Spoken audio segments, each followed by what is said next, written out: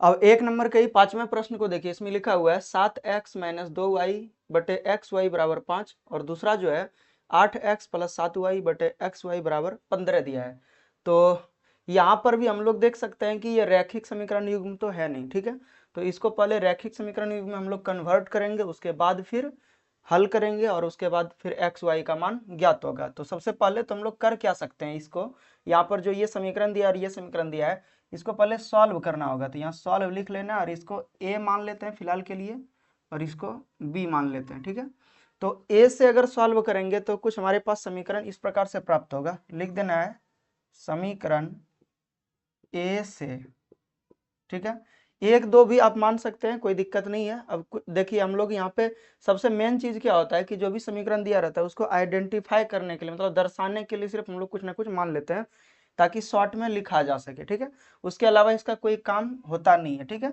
तो जिस अनुसार से हम लोगों को जरूरत पड़ता है तो ऐसे मान लेते हैं। तो यहाँ पर जो दिया हुआ है समीकरण, इसको देखिए यहाँ पर लिखेंगे 7x माइनस 2y बटे एक्स वाई दिया है और बराबर 5 दिया है।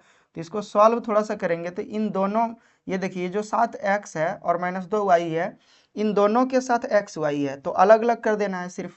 तो 7x बटे एक्स वाई लिखेंगे और माइनस 2y बटे एक्स वाई, मतलब पहले एलसीएम लिया हुआ था वो अलग अलग कर दिए, ठीक है। यानी कि एलसीएम लिया हुआ था उसको फिर से हम लोग पहले के जैसा ला दिए हैं।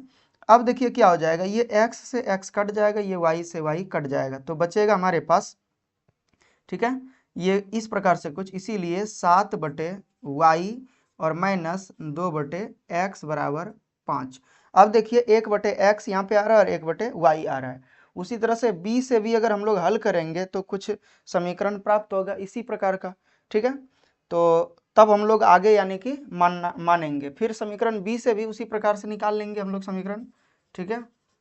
समीकरण बी से, तो समीकरण बी से जो होगा वो क्या है, देख सकते हैं यहाँ पे 8x प्लस 7y और बटे एक्स वाई बराबर 15 दिया हुआ है, ठीक है।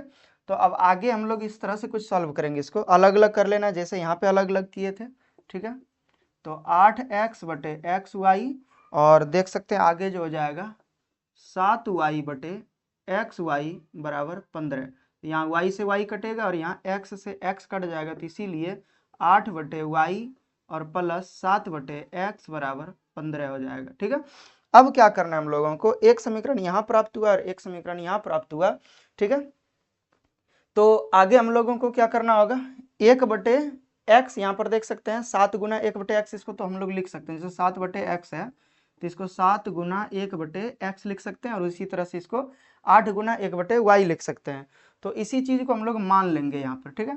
यानी कि अगर ए मान लें इस स्थान पर तो ये 7a हो जाएगा, और उसी तरह से अगर 1 बटे वाई को बी मान लेंगे तो 7b हो जाएगा, या 1 बटे वाई को ही अगर ए मान लें तो कुछ ना कुछ हमारे पास यानी कि एक रैखिक समीकरण के रूप में प्राप्त हो जाएगा समीकरण, ठीक है। तो अब आगे मान लेंगे हम लोग यहाँ पे, माना कि 1 बटे y बराबर a, चूंकि यहाँ पर देखिए पहले a लिखा है यानी कि यहाँ पे y है तो इसीलिए a मान लिए हैं, एवं 1 बटे x बराबर b है।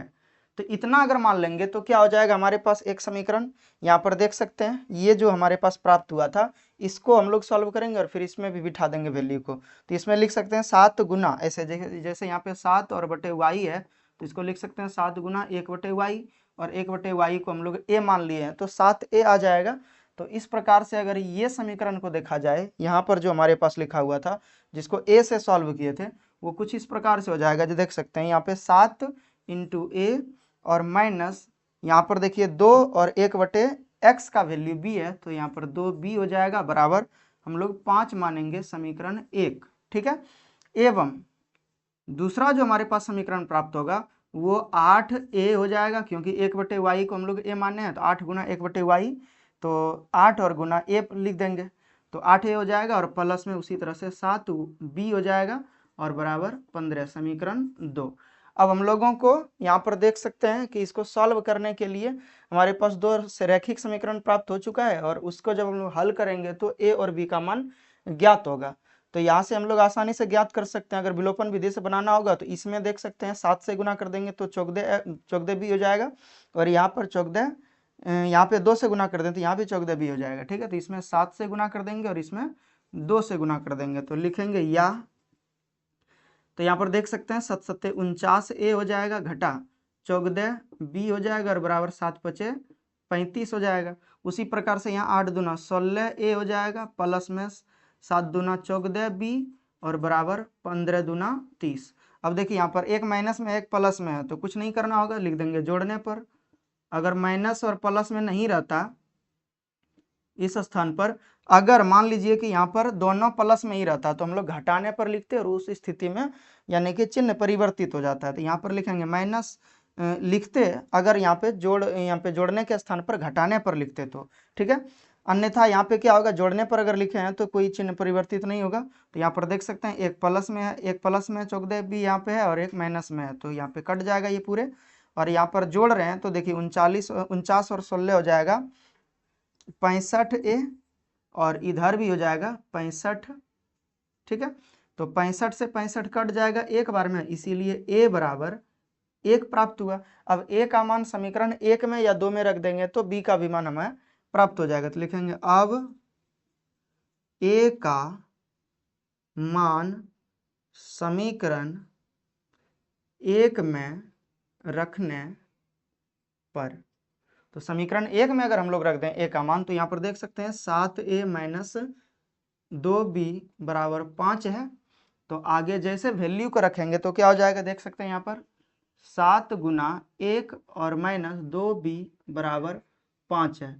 तो 7 1 का 7 होगा, उस पार में हम लोग ले जाएंगे तो घट जाएगा, तो माइनस 2b बराबर 5 घटा 7 होगा।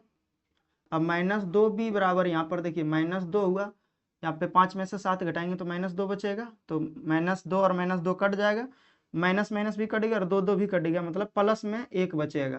तो यहाँ पर 1 आया, तो a बराबर भी हमारे पास 1 प्राप्त हुआ और b बराबर भी हमारे पास 1 प्राप्त हुआ है। तो इस प्रकार से अगर देखा जाए तो a और b का वैल्यू ज्ञात हो चुका है। तो अब अगर a और b का वैल्यू यहाँ रख दें जिस प्रकार से यहाँ पे माने थे, तो उस स्थिति में हमारे पास x और y का भी वैल्यू ज्ञात हो जाएगा। ठीक है, तो यहाँ पर लिखेंगे अब चूंकि 1/y बराबर a है, इसीलिए यहाँ पर देख सकते हैं यानी कि यहाँ पर क्या हो जाएगा, y बराबर 1/a हो जाएगा।